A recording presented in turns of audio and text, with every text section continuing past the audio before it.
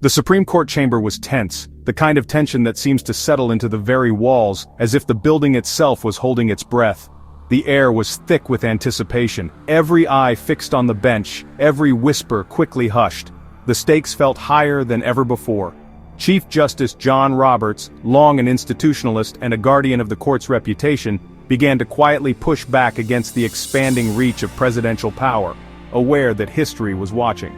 His opinions and pointed questions started to define the limits of executive authority, a line President Trump seemed intent on crossing, testing the boundaries of the Constitution itself.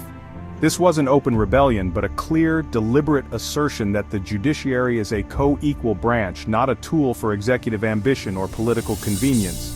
Years of escalating rhetoric and policy clashes had led to this moment, with the nation's highest court now at the center of a constitutional storm. Trump's public attacks on judges, calling them USA-hating judges and monsters, had fueled threats, stoked public anger, and eroded the sense of judicial independence that underpins American democracy. The Supreme Court's silence began to crack as legal challenges mounted, from emergency tariffs to troop deployments, each case carrying the weight of precedent and principle. Roberts, as steward of the judiciary, found himself defending the courts from the very president who appointed him, a role he never sought but could not avoid. The turning point came not in a single case, but through a series of procedural decisions and the court's sharper scrutiny of the administration's legal arguments, signaling a new era of judicial vigilance.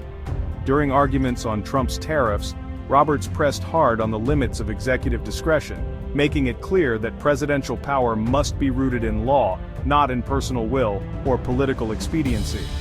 The court's subtle but firm stance set the stage for a series of legal showdowns over the rule of law itself, with the world watching to see if the system would hold. The question now, could the judiciary withstand the relentless pressure of an emboldened executive, and would the line drawn in the sand hold firm against the tides of history? In April 2025, President Trump invoked national security as justification to impose sweeping new tariffs on a wide range of imported goods, sending shockwaves through global markets and igniting fierce debate at home. He cited the International Emergency Economic Powers Act, or IEPA, a law originally designed to give presidents tools to respond to extraordinary foreign threats. The administration argued that IEPA gave the president nearly unchecked authority to set tariffs, claiming the power to act indefinitely under the broad banner of a national emergency without needing further approval from Congress. Critics, including major business groups, legal scholars, and members of Congress, argued this move usurped Congress's constitutional role in setting trade policy and threatened the balance of powers. Lower federal courts struck down the tariffs, ruling that IEPA does not grant the president the authority to create a permanent trade regime or bypass legislative oversight. The Supreme Court agreed to hear the case, with the outcome poised to redefine the limits of executive economic power and clarify the boundaries between the branches of government. A ruling for Trump could dramatically expand presidential authority over trade. A ruling against would reaffirm that even in times of emergency, presidential power has constitutional limits. The tariff wars have become a defining battle over the very architecture of American governance, testing the resilience of checks and balances in a turbulent era. A deep rift has emerged between lower federal courts and the Supreme Court. District and appellate judges from both parties repeatedly blocked Trump's most controversial policies, citing legal and constitutional flaws. Yet the Supreme Court, with its conservative majority, frequently overturned these rulings, often using emergency stays. In summer 2025, lower courts ruled against the administration in over 94% of cases, but the Supreme Court sided with Trump in nearly as many. This dynamic has created confusion, eroded trust, and fostered open hostility between judges. Public attacks by the former president and even some justices have deepened the divide, making the judiciary's internal conflict both personal and ideological. The public is left to wonder, is justice a matter of law, or simply which court has the final say?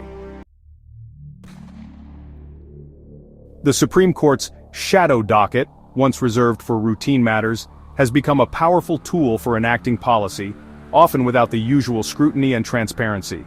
Under Trump, its use exploded, letting the administration bypass lower court rulings and implement contentious policies with little explanation, fundamentally altering the judicial landscape.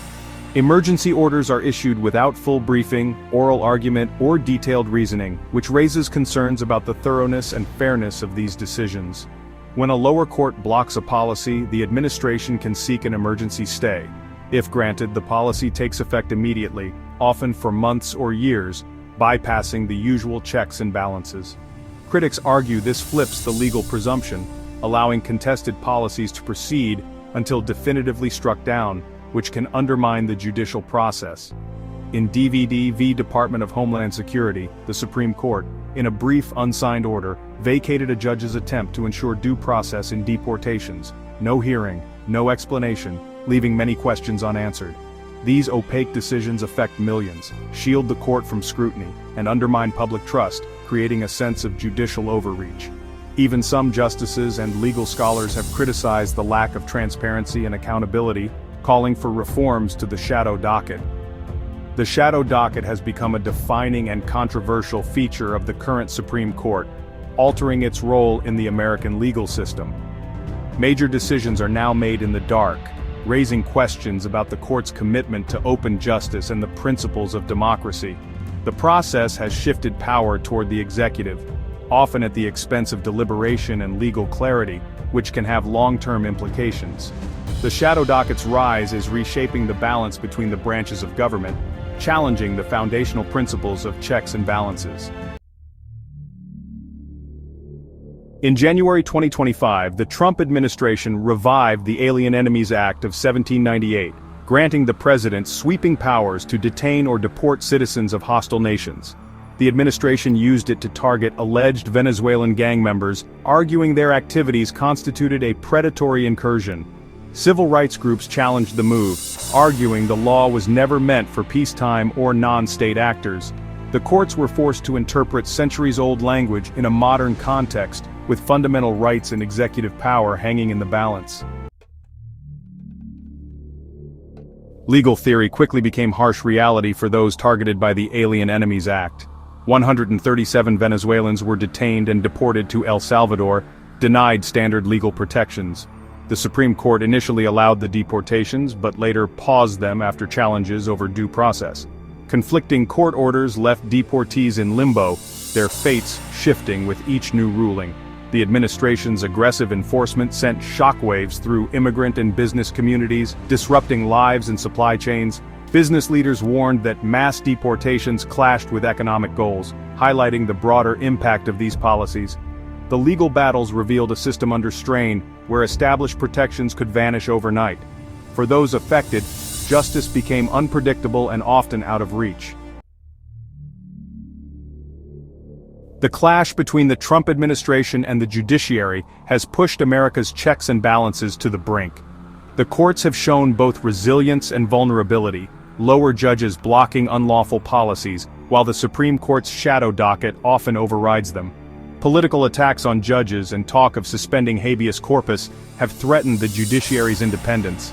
As of September 2025, upcoming Supreme Court cases on tariffs and the Alien Enemies Act will test the very limits of presidential power. The outcomes will signal whether constitutional guardrails can withstand a determined executive. Democracy, the events reveal, requires vigilance and a shared commitment to the rule of law. The judiciary now stands as the last line of defense. Its ultimate test is here.